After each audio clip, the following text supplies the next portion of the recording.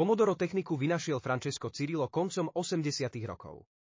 Pomenoval ju podľa kuchynského časovača v tvare paradajky, ktorý používal na meranie 25-minútových pracovných intervalov.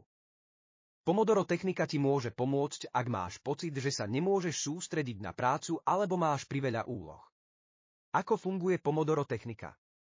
Základný princíp je jednoduchý. Nastav si časovač na 25 minút a pracuj intenzívne na jednej úlohe, kým sa časovač nespustí.